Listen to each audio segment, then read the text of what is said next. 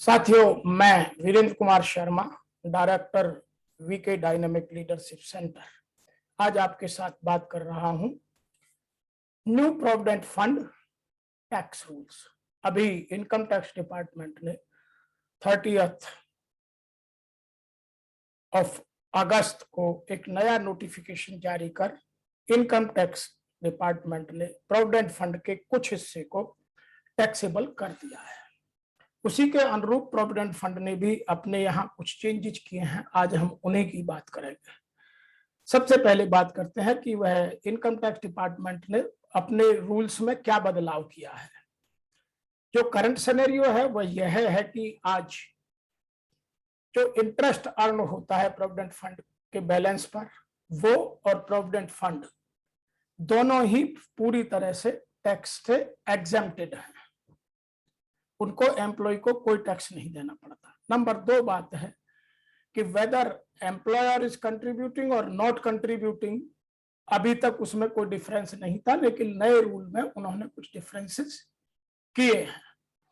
Number 3 बात है, employ का जो अपना ओन कंट्रीब्यूशन है वो अभी टैक्सेबल बिल्कुल नहीं था, लेकिन उसका इंटरेस्ट यदि उसने अपना एडिशनल कंट्रीब्यूशन दिया है तो जो एडिशनल कंट्रीब्यूशन पर इंटरेस्ट अकर होता था, जो एडिशनल कंट्रीब्यूशन आप नोट करिएगा, नॉर्मल कंट्रीब्यूशन नहीं, जो एडिशनल कटाते हैं, जैसे 12% प्रोविडेंट फंड है, कुछ लोग 20% कराते हैं, कुछ 25 कराते हैं, कुछ 30% कराते हैं, तो जो 12 से 30 का डिफरेंस है, जो 18% की इनकम है, उस पर जो रेट ऑफ इंटरेस्ट से जो इनकम जनरेट हो रही है वो इनकम फ्रॉम अदर रिसोर्सेज से मानकर उस पर टैक्स कटता है। तो उसको एक हेड बना हुआ था इनकम फ्रॉम सैलरी, जो एडिशनल कटवाते थे। नंबर 4, टैक्स लायबिलिटी केवल तब आती थी जब हम प्रोविडेंट फंड के रूल्स एंड रेगुलेशंस के हिसाब से विड्रॉ नहीं करते थे, उससे पहले विड्रॉ कर लेते थे। जैसे किसी एक आदमी ने 25 साल की उम्र में नौकरी ज्वाइन की, 2 साल काम किया, फिर नौकरी छोड़ दी, पी ऑफ विड्रॉल कर रहा है, तो इनकम टैक्स पे करना पड़ेगा। यह एक रूल था। लेकिन नए सिनेरियो में कुछ और चीजें हैं, ये तो रहेंगी रहेंगी। नए सिनेरियो में उन्होंने क्या किया है कि जो सीबीडीटी है, उन्होंने 31 अगस्त 2021 को कुछ अमेंडमेंट जारी किए हैं, सेक्शन 9D एक और जोड़ दी है। तो यह जो नई विचारधारा है, नए जो स्कीम है, नए जो टैक्स के रूल्स हैं, यह 25th अमेंडमेंट है और यह 1 डे ऑफ अप्रैल 2022 से चालू होगा, मतलब 1 अप्रैल 2022 से लागू होगा। तो अभी उसमें टाइम है, तो हमें उसको पहले समझना और अपने आप को अपनी टैक्स की प्लानिंग प्रॉपर करनी है, इसीलिए यह एडवांस में समझना बहुत आवश्यक है। नंबर 3 जो नया प्रावधान है उसमें है जो इनकम टैक्स रूल्स 1962 के थे, उनमें अभी तक सेक्शन 9C थी, इसमें 9D और एक इंसर्ट कर दी गई है। अब 9D में भी 2 सेक्शन और जोड़ दी गई हैं, उनका प्रभाव ही हमारी सैलरी पर या जो प्रोविडेंट फंड कंट्रीब्यूशन है उस पर आएगा।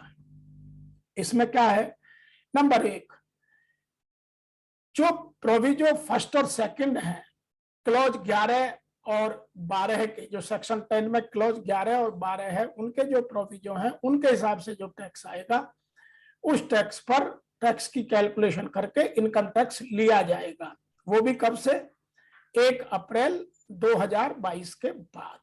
Number 2, for the purpose of calculation interest under sub rule 1 separate account within the provident fund account shall be maintained. इसके लिए प्रोविडेंट फंड डिपार्टमेंट या प्रोविडेंट फंड ऑर्गेनाइजेशन, जिसको ईपीएफओ कहते हैं, या जिन्होंने एग्जेम्पशन ले रखी है, जिन्होंने अपने एग्जेम्प्ट ट्रस्ट बनाए हुए थे, वो ऐसे लोगों के लिए 2 अकाउंट मेंटेन करेंगे, एक टैक्स नॉन टैक्सेबल और एक टैक्सेबल। तो एक है नॉन टैक्सेबल कंट्रीब्यूशन जो 12% और जो सैलरी की लिमिट है उस तक है, और एक है टैक्सेबल कंट्रीब्यूशन जो 2.5 लाख से ऊपर या 5 लाख से ऊपर, जो भी दोनों में से कंडीशन आप पर लागू होती है उसमें जाएगा। आइए इसको और आगे डिटेल में समझते हैं। अब इसको कैलकुलेट कैसे करना है, इसके लिए पीएफ डिपार्टमेंट या ट्रस्ट जिन्होंने एग्जेम्पशन लेकर के अपने ट्रस्ट बनाए हुए हैं, non taxable contribution account shall be aggregate the following, namely जो नॉन टैक्सेबल होगा उसमें क्या करेंगे, जो closing balance in the account of 31st day of March 21 को है वो उसमें दिखना जरूरी है कि 31 मार्च 2021 को उसमें क्या कंट्रीब्यूशन था। नंबर 2, जो कंट्रीब्यूशन 21-22 में आएगा वह कितना है, उसमें टैक्सेबल है या नहीं टैक्सेबल है। यदि नहीं टैक्सेबल है तो नॉन टैक्सेबल अकाउंट बनाने की जरूरत नहीं है, और यदि टैक्सेबल पोर्शन उसमें आता है तो 1 अप्रैल 2022 से एक नया अकाउंट खुल जाएगा, और उस पर जो इंटरेस्ट कैलकुलेट हो रहा है, इंटरेस्ट अकर्ड हो रहा है सब क्लॉज 1 में या सब क्लॉज 2 में, या जब आप विड्रॉ कर रहे हैं उस टाइम, वो सब उसमें दिखेगा। तो ये पहली जो नॉन टैक्सेबल अकाउंट है उसमें 3 बातें करने वाले हैं। नंबर 1, 31 मार्च 2021 को उसमें क्या बैलेंस है। नंबर 2, 21-22 में उसमें कितना कंट्रीब्यूशन आपने दिया, क्या उसमें टैक्सेबल कंट्रीब्यूशन आता है या नहीं आता है। यदि आता है तो अगला अकाउंट टैक्सेबल का खुलेगा, नहीं आता है तो तब तक नहीं खुलेगा। नंबर 2 यह बात थी। नंबर 3 है जो इंटरेस्ट अकर्ड हुआ है सब क्लॉज 2 में, जो एडिशनल आपने कंट्रीब्यूशन दिया उसका, या सब क्लॉज 2 में जो आपका इंटरेस्ट एक लिमिट के बाहर जा रहा है वो। नंबर 3, जब आप रिड्यूस्ड विड्रॉल कराएंगे, बीच बीच में जो विड्रॉल करते हैं जो टैक्स में परमिटेड नहीं है, जैसे होम ड्वेलिंग हाउस के लिए विड्रॉल परमिटेड है, कुछ उसमें रिफंडेबल है, कुछ नॉन रिफंडेबल है, तो उनकी जितनी भी कंडीशंस है वो सब देखने के लिए यह अकाउंट मदद करेगा। यह आज की सी स्थिति है, इसमें कुछ थोड़ा सा बदलाव आया है। नंबर 2, एक टैक्सेबल कंट्रीब्यूशन अकाउंट बनेगा जिसमें क्या क्या होगा। Number 1, contribution made by the person in previous years in the account during the previous year 21-22 वो दिखेगा। नंबर 2, सब्सिक्वेंट प्रोविजंस या subsequent previous years which is excess the threshold limit वो भी दिखेगा, पहले से थ्रेशोल्ड लिमिट से कितना ज्यादा है। उसका पर्पज यह है कि उस पर जो इंटरेस्ट अक्वर्ड होगा उसके बारे में उनको सोचना है। नंबर 2, इसी में क्या होगा, interest occurred in sub clause 1 और 2 वो भी इसमें दिखेगा। जो पहले वाले में कंडीशन है नॉन टैक्सेबल अकाउंट में, वो टैक्सेबल अकाउंट में भी वो दिखेगी। नंबर 3, थ्रेशोल्ड लिमिट क्या है। थ्रेशोल्ड लिमिट का मतलब क्या है।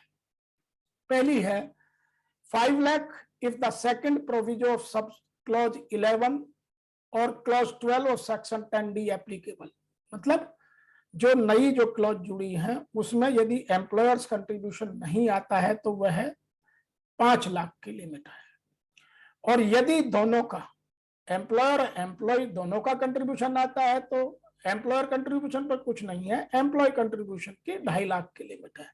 आइए अब इसे उदाहरण से समझते हैं ताकि आपको यह बात स्पष्ट हो जाए कि मेरे पर कब टैक्स लायबिलिटी आएगी, कब तक नहीं आएगी, और उसमें क्या रूल्स और रेगुलेशंस हैं। बात करते हैं। सबसे पहले 2 सिनेरियो हैं नए रूल के हिसाब से जो CBDT ने रूल बनाए हैं, अमेंडमेंट किया है इनकम टैक्स में। उनमें है कि whether the employer is contributing to the PF और नो। तो एक केस में यस है, एक केस में नो है, या तो कंट्रीब्यूट करेगा या नहीं करेगा। और दूसरा सिनेरियो हमने लिया है समझने के लिए, whether the employ contributing to the PF, या तो रहेगा ही रहेगा, जब PF अकाउंट है तो एम्प्लॉय का कंट्रीब्यूशन तो दोनों केसों में आएगा। तो जहां एम्प्लॉयर का कंट्रीब्यूशन भी है और एम्प्लॉय का कंट्रीब्यूशन भी है वहां threshold limit income tax purpose से 2.5 लाख रुपए है। और जहां एम्प्लॉयर्स कंट्रीब्यूशन नहीं है, केवल एम्प्लॉय कंट्रीब्यूशन आता है, बहुत सारी ऑर्गेनाइजेशंस हैं गवर्नमेंट के, पब्लिक सेक्टर के ऐसे हैं जिनमें एम्प्लॉयर कंट्रीब्यूशन नहीं देता है, तो वहां ये 5 लाख की लिमिट है। नंबर 2 एग्जाम्पल हम लेते हैं कि यदि किसी की सैलरी, पहला एग्जाम्पल हमने लिया है, यदि किसी की सैलरी 1,80,000 पीएफएबल है एक एनम में। एक एनम से मतलब है जब वो 22-23 आएगा तो उस पर पीएफ का कंट्रीब्यूशन जो आएगा वो 21,600 होगा, और पीएफ की जो थ्रेशोल्ड लिमिट है वो 2.5 लाख है, तो वहां कोई टैक्स आएगा नहीं, इसलिए कोई टैक्स लायबिलिटी बनती नहीं है। दूसरा एग्जाम्पल दिन की 5 लाख है, पीएफएबल जिनकी पीएफ कटने की सैलरी 5 लाख पर एनम है, वहां 60,000 रुपए कंट्रीब्यूशन आएगा, और जो थ्रेशोल्ड लिमिट है वो 2,50,000 है, तो वहां भी कोई टैक्स लायबिलिटी नहीं बनती है, वहां भी एक अकाउंट ही चलेगा। नंबर तीसरा एग्जाम्पल हमने लिया है जिनकी 15 लाख है, क्योंकि अब सैलरी भारत में अच्छी हो गई है तो 15 लाख पीएफएबल सैलरी बहुत लोगों की है, तो वहां 1,80,000 आएगा और थ्रेशोल्ड 2.5 लाख है, 2,50,000 है, तो यहां भी एक ही अकाउंट मेंटेन होगा। अब हमने जो चौथा एग्जाम्पल लिया है जिनकी सैलरी 25 लाख पर एनम है, उनका जो पीएफ कंट्रीब्यूशन आएगा वो 12% से 3 लाख आएगा, और थ्रेशोल्ड लिमिट है 2,50,000, तो उसके 50,000, 2,50,000 तक तो इनकम टैक्स फ्री है, 50,000 पर उसका टैक्स कटेगा, जिस भी वो टैक्स रेशियो में आता है। जो एप्लीकेबल होगी वो 20% भी हो सकती है, 30 भी हो सकती है, नया कोई अमेंडमेंट आएगा तो कुछ अलग भी हो सकती है। नंबर 5वां एग्जाम्पल हमने लिया है कि जिनकी से पीएफएबल सैलरी या जिस पर पीएफ कंट्रीब्यूशन डिडक्ट होता है वो 40 लाख है, तो उन पर 4,80,000 आएगा, और थ्रेशोल्ड लिमिट जिनमें पीएफ और पीएफ कंट्रीब्यूशन दोनों हैं वहां 2.5 लाख है, तो वहां यह 2,30,000 पर उसको टैक्स देना पड़ेगा, और वह पक्का 30% के दायरे में आएगा। तो ये कुछ एग्जाम्पल्स हमने आपके लिए निकाले हैं। अब इन्हीं एग्जाम्पल्स को हम समझते हैं कि जहां एम्प्लॉयर का कंट्रीब्यूशन नहीं है, केवल एम्प्लॉय ही कटवाता है, तो वहां यह 2.5 लाख से उठकर 5 लाख तक हो जाएगी। तो जिनकी पीएफएबल सैलरी 40 लाख भी होगी और उनका दोनों का कंट्रीब्यूशन जब 5 लाख हो जाएगा, तो उसमें से जितना भी कंट्रीब्यूशन -5 लाख होकर के जो रेशो आएगी, जो बैलेंस आएगा, उस पर टैक्स डिडक्ट होगा। भारत में सैलरी बहुत बढ़ गई है, इसमें भी काफी लोग अब आते हैं। यह इनकम टैक्स ने पहली बार प्रोविडेंट फंड को इनकम टैक्स में दायरे में और बढ़ोतरी की है। पहले कुछ और इनकम टैक्स कटता था, अब यह एक दायरा बड़ा बनाया है। मुझे उम्मीद है कि लोगों को यह जो क्वेरी थी यह स्पष्ट हो गई होगी। यदि फिर भी आपको कोई क्वेश्चन बचता है आप हमें लिखिए। आपको कोई और जानकारी इस तरह के लेबर लॉ या इंडस्ट्रियल रिलेशन से संबंधित कोई और चाहिए तो हमें लिखिए। हम इस तरह के वीडियो बनाकर लोगों में अवेयरनेस जागृत करने की कोशिश कर रहे हैं ताकि लोगों में किसी तरह का भ्रम न रहे। आज के इस वीडियो में इतना ही। आपका मेरे इस वीडियो को सब्सक्राइब करने का, मेरे इस चैनल को सब्सक्राइब करने का, मेरी बात को सुनने का आपका बहुत बहुत धन्यवाद।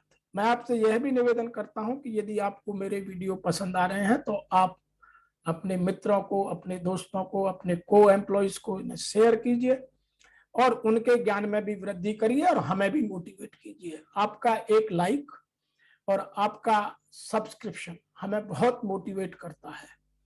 इन्हीं शब्दों के साथ आपका बहुत बहुत धन्यवाद।